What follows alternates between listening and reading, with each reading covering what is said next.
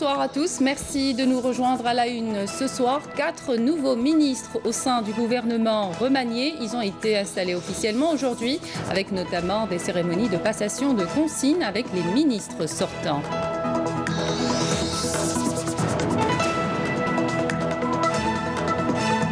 L'Algérie et la Hongrie renforcent leur coopération dans les domaines juridiques et institutionnels par la signature d'un programme exécutif pour l'année 2018-2019.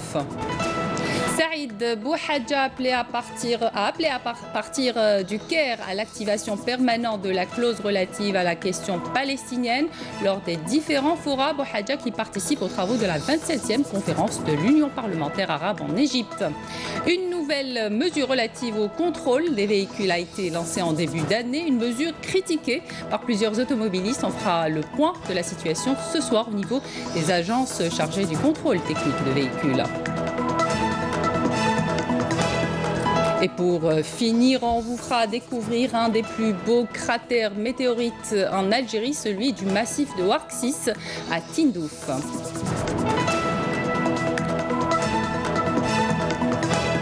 Bienvenue à tous. Vous le savez, le président de la République, Abdelaziz Bouteflika, a procédé à un remaniement au sein du gouvernement. 4 nouveaux ministres au sein du gouvernement remaniés. Ils ont été installés officiellement aujourd'hui, avec notamment des cérémonies de passation de consignes avec les ministres sortants. Saïd Djellab a pris ses fonctions en tant que ministre du Commerce ce jeudi en remplacement de Mohamed Ben Meradi.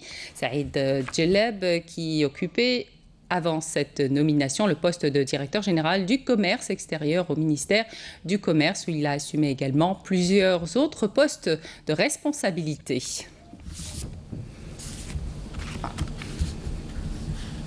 Je vous invite à présent à écouter la déclaration de Saïd Djellab, ministre du Commerce. Tout d'abord, je tiens à remercier Son Excellence, Monsieur le Président de la République, pour la confiance qu'il a placée en ma personne. Notre première mission consistera à rationaliser les importations et à encourager la production nationale à travers la politique du commerce extérieur du pays et l'encouragement des investissements. Notre plan d'action est basé sur 2 axes, à savoir la concertation avec l'ensemble des opérateurs économiques et la coordination interministérielle. Ce remaniement ministériel a vu également l'arrivée de Abdelkader Ben Messoud qui a pris ses nouvelles fonctions aujourd'hui en remplacement de Hassan Mermouri à la tête du ministère du Tourisme et de l'Artisanat. Ben Messoud était wali de Tissemsilt après avoir occupé le poste d'attaché de cabinet auprès de la chefferie du gouvernement en 1993 et celui de secrétaire général de la wilaya de Saïda en 2010. En 2013, il est nommé wali délégué de la circonscription administrative de Sidi Mohamed à Alger.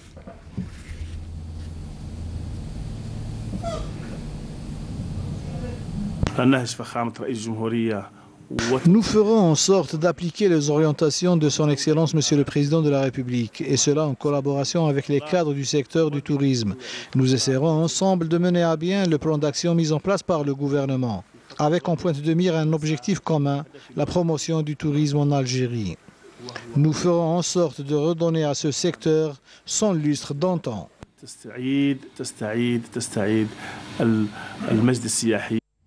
Mohamed Hattab a succédé à El Hadi Oueldali à la tête du ministère de la Jeunesse et des Sports. Hattab a pris ses nouvelles fonctions ce jeudi lors d'une cérémonie qui s'est déroulée en présence des cadres du ministère. Il a auparavant occupé le poste de wali de Béjaïa depuis décembre 2016, après avoir occupé plusieurs fonctions dans le secteur des collectivités locales, notamment secrétaire général des wilayas d'Alger et de Sétif et wali de Sidi Blabès. Je tiens à remercier Son Excellence le Président de la République d'avoir placé sa confiance en ma personne pour gérer le secteur de la jeunesse et des sports, un secteur très sensible. Je suis très honoré de cette mission qu'il m'a confiée, car ce secteur est destiné à cette frange qui est la jeunesse, le cœur battant de la stratégie à laquelle le Président de la République accorde un très grand intérêt.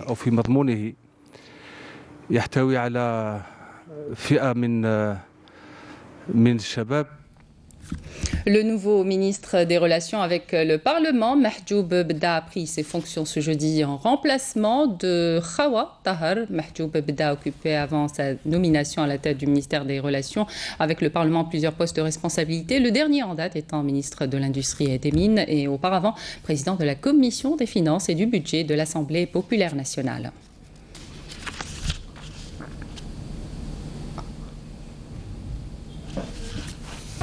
Je remercie le président de la République, le Moudjahid Abdelaziz Bouteflika, pour sa confiance renouvelée. Je suis certain que tous ces cadres... Je remercie le président de la République, le Moudjahid Abdelaziz Bouteflika, pour sa confiance renouvelée. Je suis certain que tous les cadres du ministère, les membres du gouvernement et les membres et députés des deux chambres du Parlement continueront à œuvrer ensemble pour la réussite de la relation entre l'appareil exécutif et l'instance législative. Dans une allocution prononcée lors de la 27e conférence de l'Union parlementaire arabe organisée au Caire, Saïd Bouhadja a appelé à l'activation permanente de la clause relative à la question palestinienne lors des différents forats. Il a rappelé le rôle de la diplomatie algérienne sous la direction du président de la République, Abdelaziz Bouteflika, qui a permis à la Palestine de faire entendre sa voix, ainsi que la proclamation en 1988 de l'État palestinien à Alger. Bouhadja a réaffirmé la position historique constante de l'Algérie soutenant les mouvements de libération à travers le monde et à leur tête la question palestinienne. Il a dénoncé une nouvelle fois la décision de l'administration américaine de transférer l'ambassade américaine dans la ville d'Al-Quds et sa reconnaissance en tant que capitale d'Israël. Bouhadja a passé en revue l'expérience de l'Algérie en matière de lutte contre le terrorisme qu'elle a réussi à vaincre grâce aux efforts du président de la République, initiateur des politiques de la concorde civile et de la réconciliation nationale. Le président de l'Assemblée populaire nationale, Saïd Bouhadja, s'est entretenu hier au Caire avec son homologue égyptien, Ali Abdel-Al, et lui a transmis les félicitations de l'Algérie au peuple égyptien pour les élections présidentielles qui ont vu le renouvellement de la confiance en le président égyptien Abdel Fattah Sisi pour un nouveau mandat. L'entretien a permis aux deux parties de passer en revue les voies et moyens à même de promouvoir les relations parlementaires et renforcer la coopération multidimensionnelle entre les deux pays, outre l'examen des développements de la cause palestinienne et des questions de paix et de sécurité dans le monde arabe. Saïd Bouhadja s'est entretenu également avec le président du Conseil qatari de la Shura, Ahmed Ben Abdallah Benzine. Le ministre angolais des Relations extérieures, Manuel Domingos Augusto, effectuera les 7 et 8 avril courant une visite officielle en Algérie à l'invitation du ministre des Affaires étrangères, Abdelkader Msahel. Cette visite qui répond à la volonté commune des deux pays d'œuvrer au renforcement des relations d'amitié et de coopération sera une occasion pour l'évaluation de la coopération bilatérale et l'examen des voies et moyens à même de donner une nouvelle impulsion aux relations d'ensemble. L'Algérie prend acte avec satisfaction de la volonté du secrétaire général des Nations Unies réitérée dans son rapport au Conseil de sécurité qui vient d'être rendu public de relancer le processus de négociation et de faciliter des négociations directes, de bonne foi et sans conditions préalables entre les parties au conflit, le Royaume du Maroc et le Front Polisario, en vue de parvenir à une solution juste, durable et mutuellement acceptable au conflit du Sahara occidental qui prévoit à l'autodétermination du peuple du Sahara occidental. Elle prend également acte avec préoccupation des graves violations des droits de l'homme, y compris le recours à la torture perpétrée contre des Sahraouis dans le Sahara occidental occupé, ainsi que la persistance des restrictions imposées aux visiteurs étrangers, y compris les journalistes et les défenseurs des droits de l'homme, dans l'accès au territoire du Sahara occidental, dont a fait état le secrétaire général des Nations Unies dans le même rapport. Une rencontre internationale lundi et mardi prochain à Alger. Le thème, la lutte contre le financement du terrorisme en Afrique. Une réunion de haut niveau co-organisée par l'Algérie et l'Union africaine. Elle regroupera des délégués des pays membres de l'UA, de l'Organisation des Nations Unies, de l'Union européenne et d'autres organisations internationales et régionales. Elle verra aussi la participation des représentants des 5 pays membres du Conseil de sécurité de l'ONU et du Canada. Et c'est le ministre des Affaires étrangères, Abdelkader Msahel, qui présidera l'ouverture des travaux. L'Algérie et la Hongrie renforcent leur coopération dans les domaines juridiques et institutionnels par la signature d'un programme exécutif pour l'année 2018-2019. La signature de ce document est intervenue au cours de la visite du ministre de la Justice, garde des Sceaux, Tayyip Louh, en Hongrie.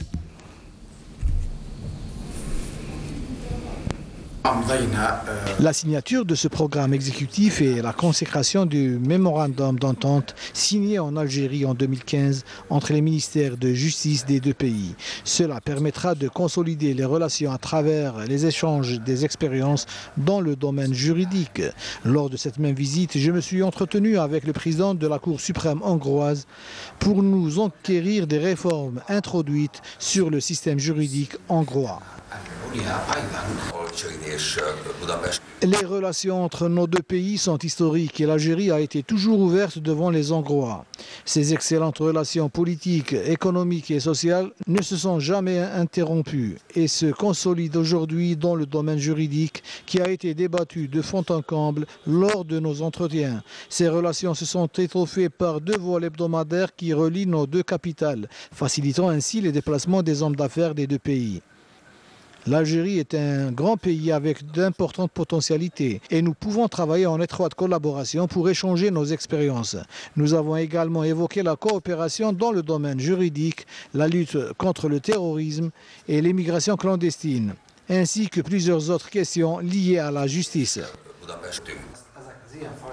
Intervenant en plénière lors des travaux de la 43e réunion du Conseil des gouverneurs du groupe de la Banque islamique de développement tenue à Tunis, le ministre des Finances, Abdelrahman Raouia, a mis en exergue les performances de cette banque et les perspectives de son développement ainsi que les efforts qu'elle fournit en synergie avec ses pays membres pour appuyer le développement de leur économie. Conduisant la délégation algérienne aux travaux de Tunis, Raouia a également évoqué les réformes engagées par l'Algérie pour faire face à l'impact de la baisse des prix de pétrole.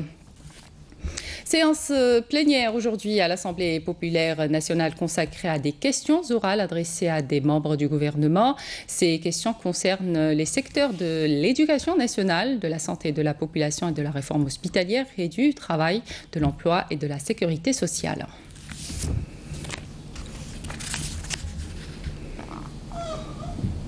Nous avons appris ce jeudi le décès du Moudjahid Amer Mahmoudi à Tlemcen à l'âge de 88 ans. Le défunt a rejoint l'armée de libération nationale dès juin 1956. Il a participé à la célèbre bataille de Frausen le 20 avril 1957 pour rejoindre ensuite la 8e région en qualité de responsable militaire. Au lendemain de l'indépendance, le défunt a poursuivi avec abnégation son parcours pour l'édification du pays dans les rangs de l'armée nationale populaire.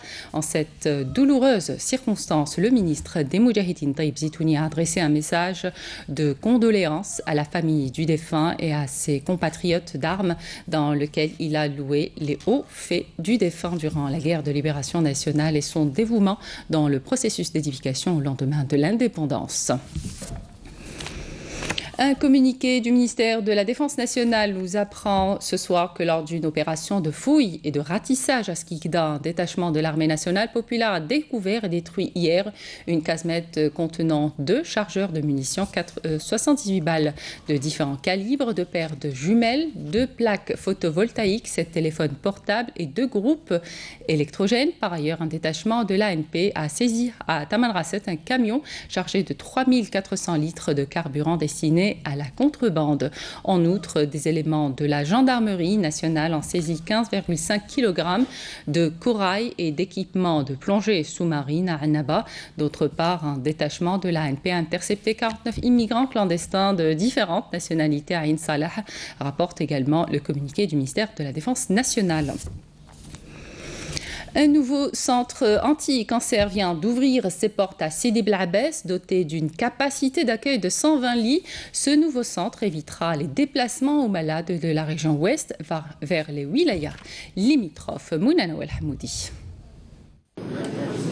Géré par un personnel 100% algérien et doté d'accélérateurs de dernière technologie, le Centre régional de lutte anti-cancer de la wilaya de Sidi Bel Abbès est entré officiellement en service.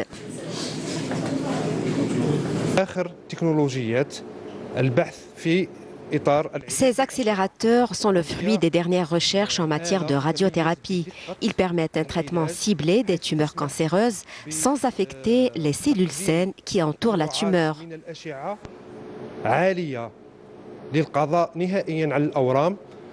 Au niveau de cet établissement réalisé selon les normes internationales, un personnel qualifié veille à l'accompagnement des malades, ce qui permettra d'assurer un traitement de qualité en oncologie et d'éviter les déplacements aux citoyens. Je suis bien accueilli, alhamdoulilah. On a un matériel sophistiqué, l'accélérateur, il paraît qu'il est formidable. Et les résultats, ils sont là. Ils vont bientôt terminer. Jusqu'à présent, ça marche bien pour eux.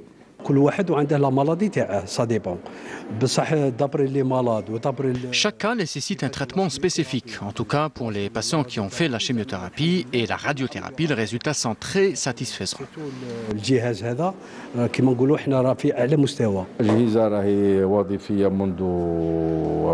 Les équipements sont fonctionnels de façon continue depuis un mois. Nous avons reçu le 3e accélérateur au mois de mars. Nous comptons assurer la prise en charge de 150 patients par jour et donc de répondre aux besoins de tous les malades dans cette wilaya.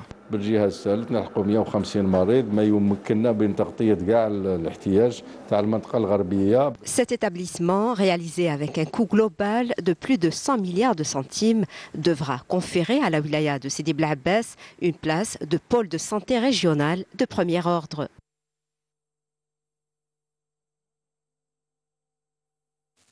Allahu Akbar, Allahu Akbar. Ashhadu an la ilaha illallah.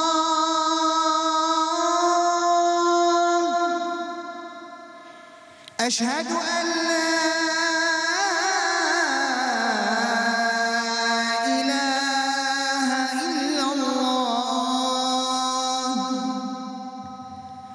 أشهد أن محمدًا رسول الله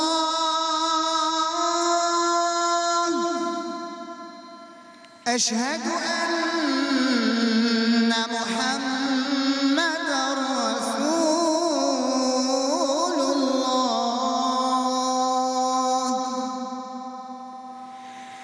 حي على الصلاة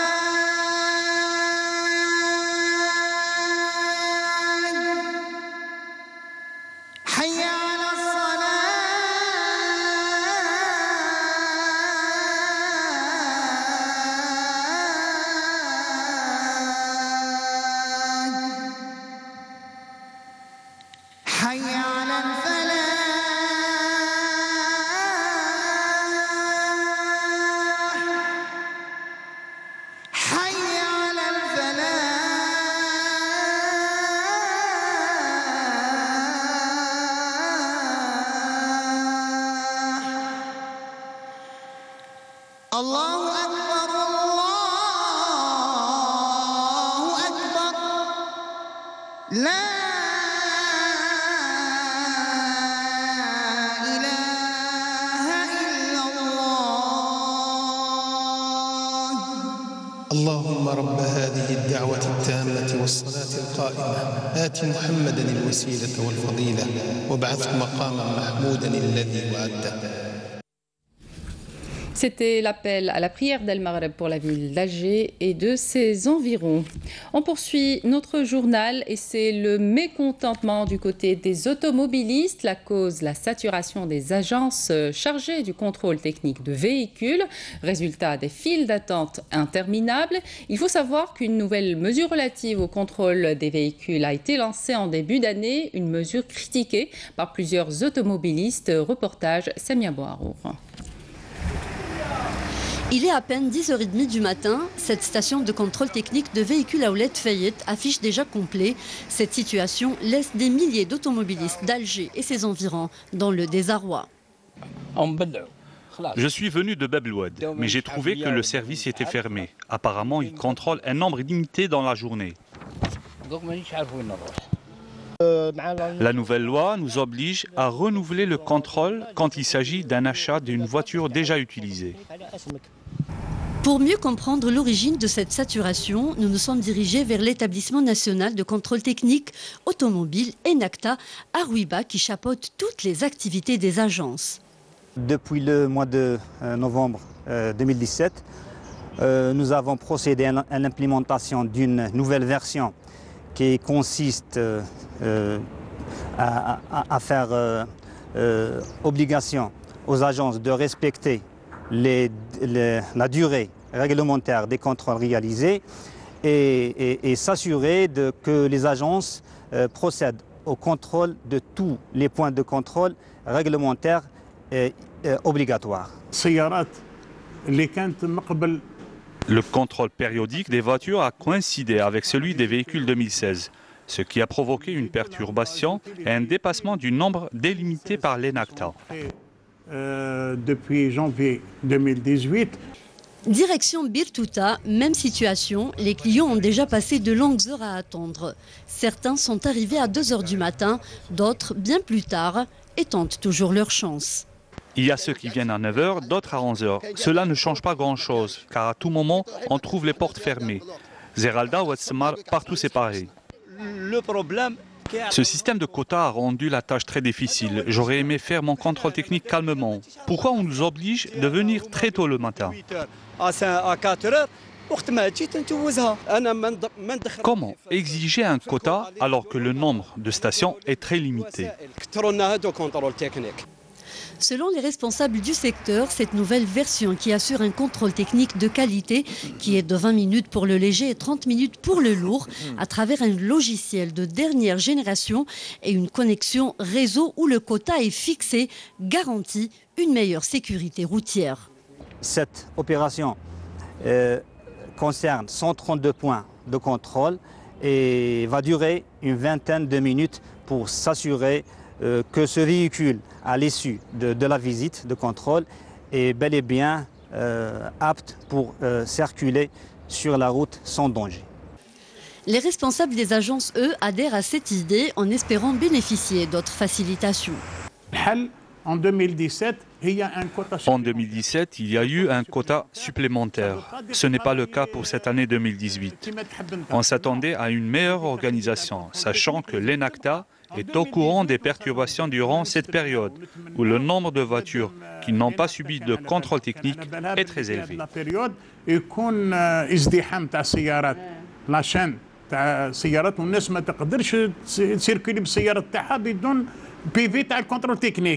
هذه قانون يقول هكذا ولكن لحد الآن مازال ما خذاوش القرار اللي خذاوه العام الماضي.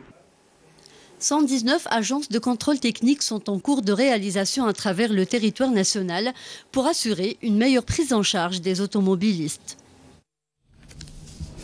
Il y a plus de 65 millions d'années, une météorite s'est abattue sur le massif de Ouargsis à Tindouf. Son impact a provoqué un cratère qui s'étale sur 3,5 km de diamètre. Avec les images qu'on vous propose ce soir, on espère provoquer votre curiosité et vous inviter à la découverte. Rahim Abdelaziz. Au cœur du plus grand et plus vieux cratère d'origine météoritique d'Algérie. Il s'agit du cratère de Ouargsis, connu mondialement des géologues. Il faut escalader le haut des parois rocheuses du cratère pour pouvoir apprécier sa forme circulaire.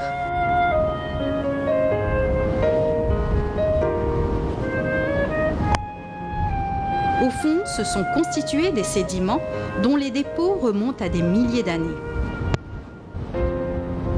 L'impact réel de la météorite qui s'est abattue sur le massif de Ouargsis il y a plus de 65 millions d'années reste difficilement perceptible à l'œil nu.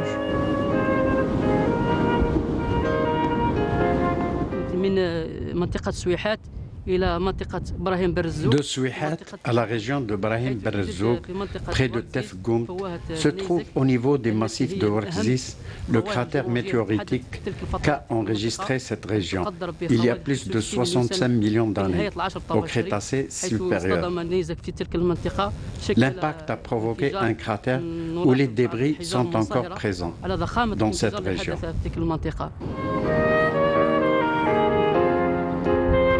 Parmi ces débris de l'impact de la météorite de Ouargsis subsistent des coraux fossilisés.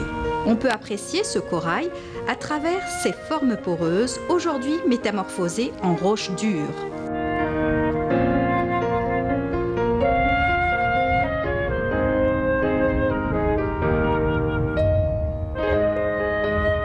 Le cratère de Ouargsis s'étale sur 3,5 km de diamètre. Les falaises de grès l'encerclent entièrement. Au fond, les grosses voitures tout-terrain apparaissent minuscules.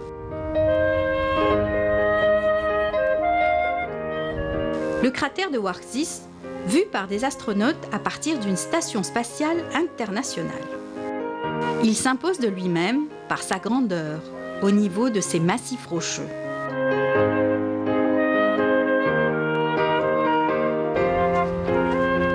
Hassi Mounir, Bouaqba et les massifs de Ouargsis restent ces régions de Tindouf où les paysages envoûtants l'emportent sur la monotonie qu'impose le désert. Fin de l'édition. Merci de votre attention. Excellente suite de programmes sur Canal Algérie.